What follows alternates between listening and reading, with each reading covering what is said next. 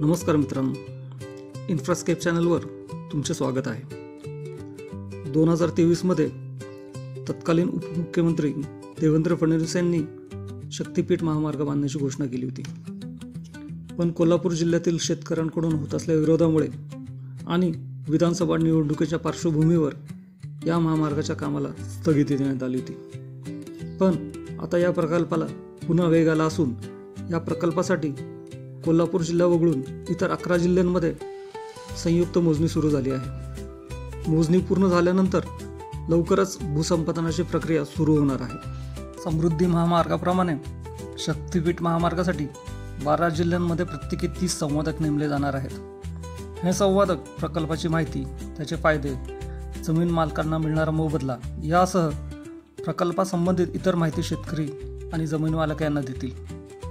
कोल्हापूर जिल्ह्यातून होणारा विरोध कमी झाला नाही तर पर्यायी अलाइनमेंटची तयारी राज्य सरकारने केली आहे। कसा आहे हा शक्तीपीठ महामार्ग ते समजून घेऊ। आजच्या घडीला समृद्धी महामार्ग हा महाराष्ट्रातील सर्वात जास्त लांबीचा महामार्ग आहे।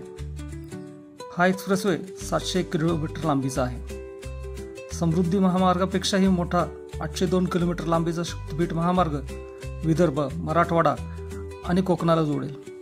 शक्तीपीठ महामार्ग 6 लेन ॲक्सेस कंट्रोल्ड एक्सप्रेसवे आहे, जो नागपूरला गोवा राज्याशी जोडेल। हा महामार्ग महाराष्ट्रातील 12 तर गोव्यातील एका जिल्ह्यामधून जाईल। MSRDCद्वारे त्याला ऑपरेट आणि मेंटेन केले जाईल। या एक्सप्रेसवेमुळे प्रवासाचे अंतर 1110 किलोमीटरवरून 802 किलोमीटरपर्यंत तर वेळ 20 तासांवरून 8 तासांपर्यंत कमी होईल। या एक्सप्रेसवेचे बजेट अंदाजे 83,600 कोटी रुपये इतके आहे। या महामार्गावर 26 इंटरचेंज, 48 फ्लायओव्हर्स, 30 टनेल आणि 8 रेल्वे क्रॉसिंग्स असतील। शक्तीपीठ महामार्ग वर्धा जिल्ह्यातील पवनार येथून सुरू होऊन महाराष्ट्र गोवा बॉर्डरवरील पत्रादेवी ते संपेल। महालक्ष्मी, तुळजाभवानी आणि पत्रादेवी या शक्तीपीठांवरून हा महामार्ग जात असल्यामुळे याला शक्तीपीठ महामार्ग असे नाव देण्यात आले आहे। तसेच हा महामार्ग केळझरचा गणपती, सेवाग्राम, पोहरादेवी, माहूरगड, नांदेडचा गुरुद्वारा, औंढा नागनाथ, परळी वैजनाथ, अंबेजोगाई शक्तीपीठ, तुळजापूर, पंढरपूर, अक्कलकोट, नरसोबाची वाडी, ज्योतिबा देवस्थान कोल्हापूर, महालक्ष्मी मंदिर, कुणकेश्वर, सिंधुदुर्ग ही धार्मिक स्थळे देखील जोडेल।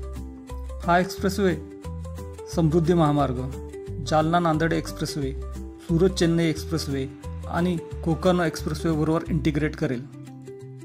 या महामार्गाला जरी शेतकऱ्यांचा विरोध होत असला तरी कोणाचा विरोध पत्करून हा महामार्ग बनवला जाणार नाही। सर्वांना त्याचे फायदे समजावून हा महामार्ग बनवला जाईल असे मुख्यमंत्री देवेंद्र फडणवीस यांनी स्पष्ट केले आहे। या एक्सप्रेसवेमुळे विदर्भ, मराठवाडा, पश्चिम महाराष्ट्र आणि गोवा या भागांमधील कनेक्टिव्हिटी वाढेल, तसेच रिलिजियस टुरिझममध्येही वाढ होईल आणि त्यामुळे इकॉनॉमिक डेव्हलपमेंट होईल। अशाच इन्फॉर्मेटिव्ह व्हिडिओसाठी चॅनलला सबस्क्राईब करा, लाईक करा, शेअर करा। धन्यवाद।